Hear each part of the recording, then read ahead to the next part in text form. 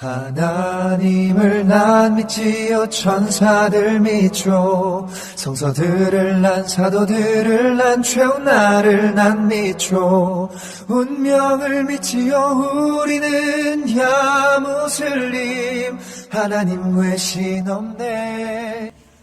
Kisahnya begini, dah lama kami travel melalui kaedah backpack ni. Tapi, rata-rata trip kami sebelum ni, bagi kami, ia kurang mencabar. Jadi, kami nekat. Kami nak rasai satu kelainan. Kami mula membaca pengembaraan Ibn Battutah. Mesti korang biasa dengar kan? Macam mana dia kembara dari satu negara ke satu negara tanpa apa-apa expectation awal. Tapi, bila sampai di sesebuah negara tu, macam-macam dia perolehi. Antaranya, dia dapat mengenali budaya orang di situ, dia dapat inspirasi dan banyak ilmu pengetahuan baru yang dia explore. Dan yang paling menarik, yang paling penting, terbina pergantungan yang tinggi kepada Allah. Semua dia catatkan dalam catatan dia. Kami pun macam, Allah, kami nak juga trip backpack macam ni. Kami nak rasa macam mana membina kebergantungan kepadamu. Kami nak dapatkan inspirasi daripada sesebuah negara yang kami jelajahi supaya dapat membentuk diri kami menjadi hamba-Mu yang lebih taat dan menjadi seorang insan yang lebih cemerlang. Dan selain daripada kami mendapat inspirasi daripada kisah Ibn Battutah ni, kami juga terinspirasi daripada ayat Al-Quran surah Al-Hujurat ayat 13 yang artinya, wahai manusia, sesungguhnya kami menciptakan kamu dari seorang laki-laki dan seorang perempuan dan menjadikan kamu berbangsa-bangsa dan bersuku-suku supaya kamu saling kenal mengenal. Sesungguhnya orang yang paling mulia di antara kamu di sisi Allah ialah orang yang paling bertakwa di antara kamu.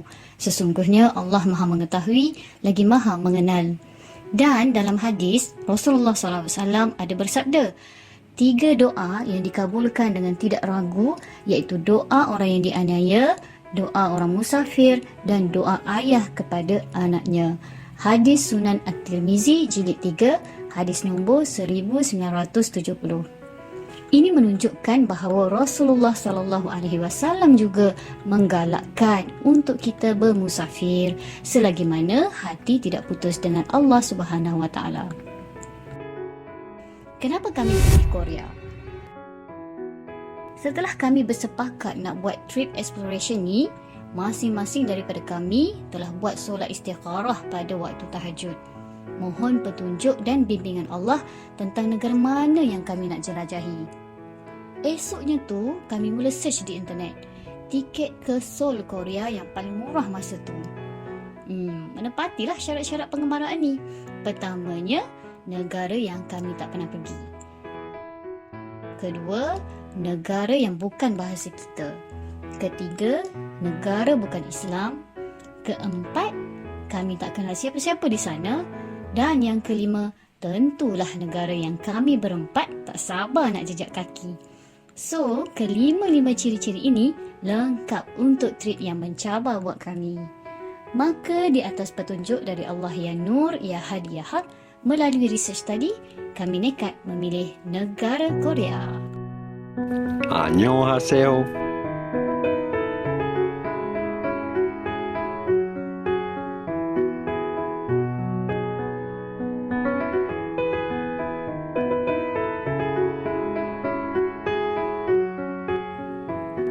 Sebelum menjawab soalan tu, pertamanya kami terlebih dahulu setkan apa objektif utama trip ini. So, kami nak perkenalkan bahawa ini trip pertama kami sebagai backpackers yang membuat kajian tentang bagaimana membina pergantungan dengan Allah dalam konteks pengembaraan seorang backpacker. Jadi, kami namakan trip kami ini Trip Backpack Inspirasi ke Korea atau dalam Englishnya Inspirational Backpack Trip to Korea. Selepas kami decide untuk buat trip inspirasi ni, lagi semangat kami untuk pergi ke sana. Dalam kajian ni, kami mengenal pasti apakah perkara-perkara yang dapat membina kebergantungan kami kepada Allah. Pertama, tempoh masa. Biasanya kalau sekejap sangat, tak sempat nak rasa cabaran membina pergantungan kepada Allah ni. Jadi, kami pilih untuk duduk selama sebulan. iaitu 30 hari dengan expectation bahawa 30 hari memberi lebih banyak experience dan lebih mengukuhkan kebergantungan kepada Allah. Kedua, pre-book penginapan. Biasanya bila dah pre-book ni, kita jadi kuranglah nak mencari-cari Allah kan, sebab dah ada ready penginapan tu, tinggal nak pergi saja. Jadi, kami pilih untuk pre-book 3 hari sahaja. Selebihnya, kami nak research bagaimana mendapatkan penginapan dalam keadaan tiada pre-book. Ketiga, makanan. Biasanya bila pergi negara asing yang bukan Islam ni, bab makananlah jadi isu. Bukan tak ada restoran halal, tapi biasanya harganya boleh tahan jugalah. Jadi, kami nak research macam mana sebuah trip tu berlangsung sekiranya tanpa membawa apa-apa bekalan makanan. Semua perkara ni adalah untuk mencapai objektif utama trip ni. Kalau tidak, kemungkinan objektif trip inspirasi ini tidak dapat dicapai dengan sempurna. Oleh kerana tujuan utama kami nak explore, maka dari segi packing ni tu kuranglah, except baju-baju. Cuma kami standby dari segi teknologi, download Google Translator dan beberapa apps lain berkenaan Seoul dan Korea. Dari segi persediaan mental pula, memang kena ada mujahadah sikit lah. Yelah, bila nak pergi ke suatu tempat yang tak ada kenalan ni, lain macam lah sikit perasaannya. Mencabar tu pasti. Jadi, bila nak hadapi tu, kena ada benteng kekuatan supaya tak fikir negatif selalu dan tak give up. Sejak beli tiket sehingga sebelum fly, kami perbanyakkan solat malam, tahajud, baca Quran dan berzikir. Dan yang paling penting, banyakkan berdoa untuk orang-orang kat sana. Doakan kesejahteraan saudara Muslim di sana dan doakan hidayah buat rakyat Korea yang non-Muslim. Masa doa tu pun, kami dah dapat inspirasi. Ada suatu perasaan yang luar biasa. Rasa tenang, rasa selamat, rasa kasih, rasa semangat nak jejak kaki ke sana bertemu dengan mereka.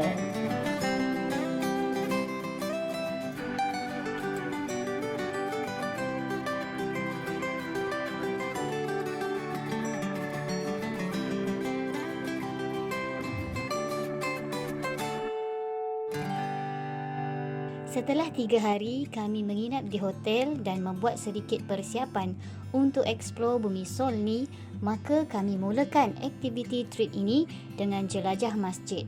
Masjid yang kami pergi ini terletak di Uijeongbu.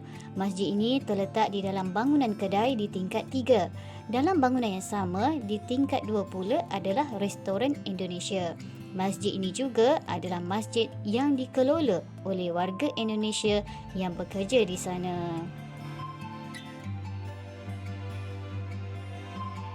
Sampainya kami di sana, kami disapa oleh imam masjid ni.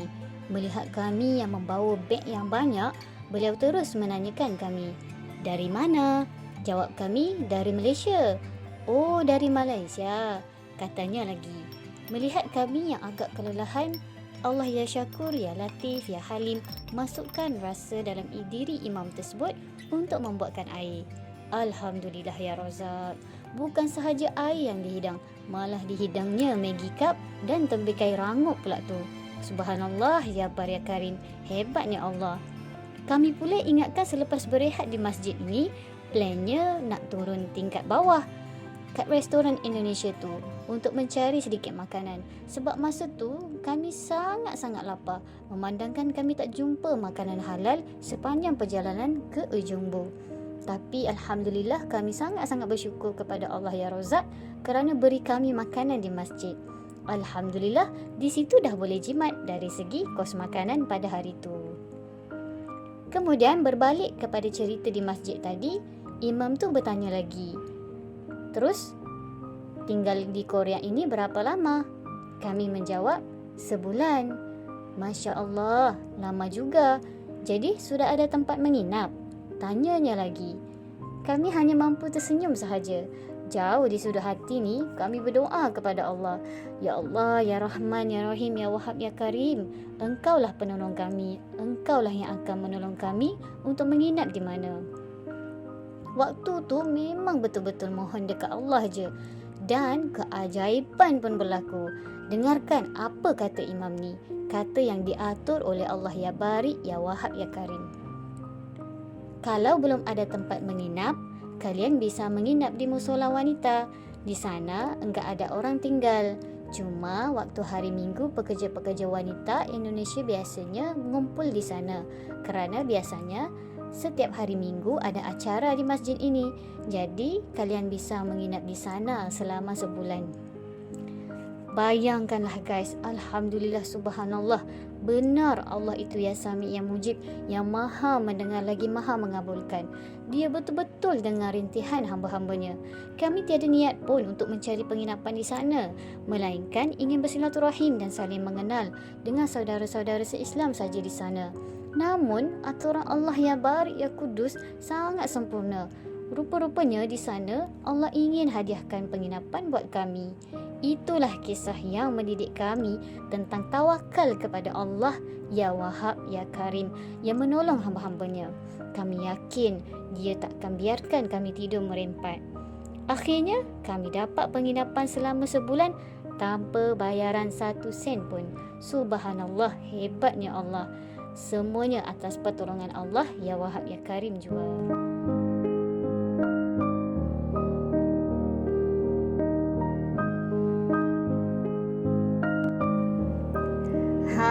Yang ni confirm korang lagi tak expect. Setelah selesai mendapatkan kunci musola tu, imam tersebut mengajak kami ke musola. Musola tu tak jauh, berhadapan dengan bangunan masjid ni je, tapi di tingkat 3 juga.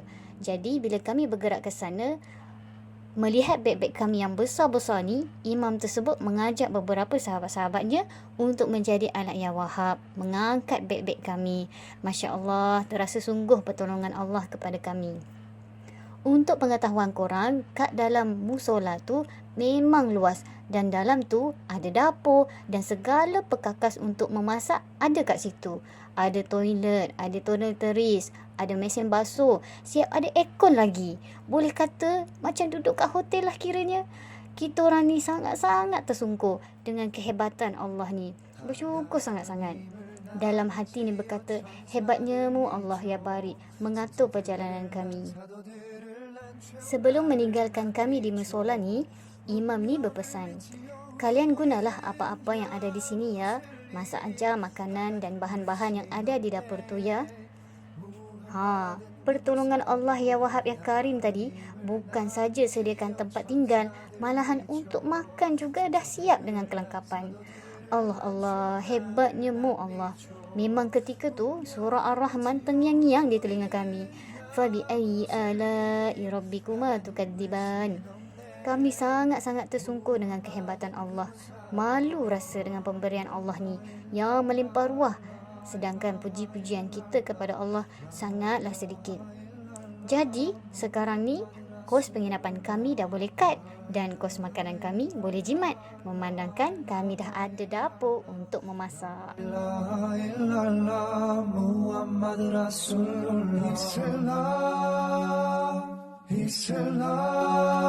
Alhamdulillah, syukur sangat-sangat bila kami dapat rasa pengalaman yang sangat indah ni. Perasaan kami memang tak boleh nak describe dengan kata-kata. Memang best gila. Dan kami nekat untuk tidak mensia-siakan perjalanan ini dengan aktiviti sia-sia. Jadi kami rancang aktiviti kami untuk jelajah masjid-masjid, restoran-restoran Muslim dan beberapa lagi aktiviti-aktiviti menarik. Memang adventure dan happening gila. Sangat mendamaikan dan sangat tenang.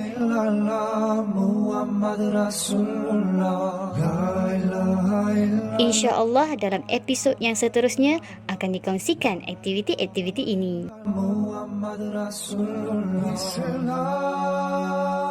Islam.